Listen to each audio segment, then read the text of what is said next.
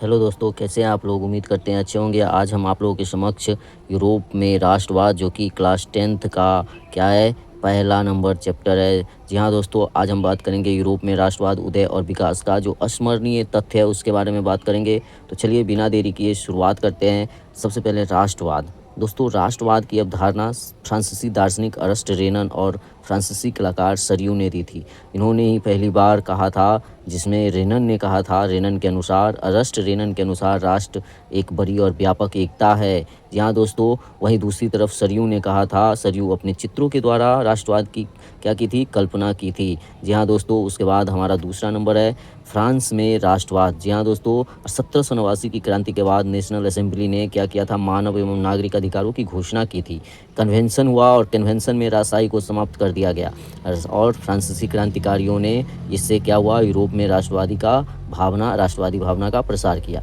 दूसरा अगला है हमारा राष्ट्रवाद के प्रसार में नेपोलियन के योगदान के बारे में बताइए। तो नेपोलियन ने क्या किया था, विजित राष्ट्रों में 1804 ईस्वी में क्या किया था, नेपोलियन संहिता लागू की थी और विशेष अधिकार को समाप्त कर दिया गया था दोस्तों, और कानून के समक्ष सभी को बराबरी का अधिकार दिया गया था। जी हाँ दोस्तों, समान प्रशासनिक और आर्थिक व्यवस्था लागू की गई थी। इससे क्या हुआ, तानाशाही के विरुद्ध आवाज़ उठने लगी और फ्रांसीसी आधिपत्य के विरुद्ध भी देशभक्ति की भावना धीरे धीरे बलवती हुई। राष्ट्रवाद के विकास में सहायक तत्व। जी हाँ दोस्तों, राष्ट्रवाद के विकास में यदि बात की जाए तो कुलीन के क्षेत्रातीत जीवन शैली का प्रभाव, शिक्षित मध्यम वर्ग का उदय और इसका विकास। रूमानीवाद क्या है, तो इसके अंतर्गत राष्ट्रवाद के विकास के लिए संस्कृति का सहारा लिया गया और इसमें रोमानवादियों ने भावनाओं, अंतर्दृष्टि, रहस्यवादी भावना पर बल दिया। लोक कथाओं, भाषा, संगीत द्वारा राष्ट्रवाद का विकास किया गया। चित्रकला में भी नारी को राष्ट्रवाद का प्रतीक बनाया। दोस्तों, फ्रांस में मारियन और जर्मनी में जर्मेनिया की छवि राष्ट्रवाद को प्रोत्साहित किया, राष्ट्रवादी भावना को प्रोत्साहित किया। उदारवादी राष्ट्रवाद क्या होता है, तो व्यक्ति की स्वतंत्रता, कानून के समक्ष सबकी बराबरी और निरंकुशवाद के स्थान पर संविधान द्वारा प्रतिनिधि सरकार की स्थापना पर बल देना और आर्थिक क्षेत्र में भी मुक्त व्यापार का समर्थन करना क्या कहलाता है, उदारवादी राष्ट्रवाद। दोस्तों, रूढ़िवाद का पुनर्स्थापना क्या हुआ था, वियना कांग्रेस हुआ, यूरोपीय कंसर्ट हुआ, पवित्र संघ की योजना, चतुराष्ट्र मैत्री और मेटरनिक व्यवस्था द्वारा जो निरंकुशवाद को जो बढ़ावा दिया तथा राष्ट्रवाद और संसदीय प्रणाली के विकास को रोकने के लिए जो प्रयास हुआ, जिसके कारण रूढ़िवादिता की पुनर्स्थापना हो गई। उसके बाद है क्रांतियों का दौर। दोस्तों, 1830 की जो क्रांति थी, जिसमें कई देशों में ये क्रांति शुरू थी, जिसमें फ्रांस, स्पेन, पुर्तगाल, Switzerland, Belgium, Poland, Austria, Hungary, जिस साम्राज्य के अंतर्गत जर्मनी और इटली तथा इंग्लैंड में भी क्रांतियाँ हुई।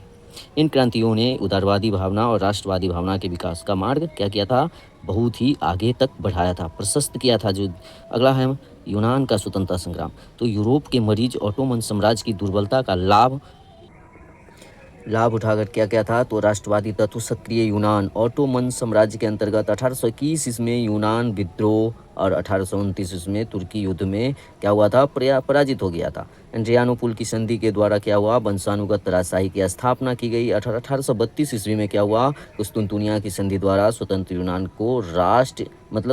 यूनान राष्ट्र की स्थापना हो गई।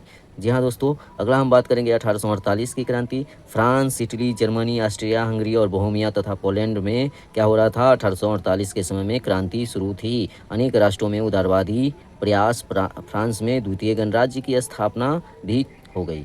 अगला है राष्ट्रवाद का प्रभाव। जी हाँ दोस्तों, राष्ट्रवाद का क्या प्रभाव था, तो इसका प्रभाव नए राष्ट्रों का उदय, एशिया अफ्रीकी के उपनिवेशों में भी प्रभाव, भारत पर भी प्रभाव पड़ा, भारतीय धर्म सुधार आंदोलन के नेताओं पर भी प्रभाव पड़ा, निरंकुश और प्रतिक्रियावादी शक्ति का प्रभाव कमजोर होना, ये राष्ट्रवाद का प्रभाव था। संकीर्ण राष्ट्रवाद का भी उदय हो गया और साम्राज्यवादी प्रवृत्ति को बढ़ावा मिला।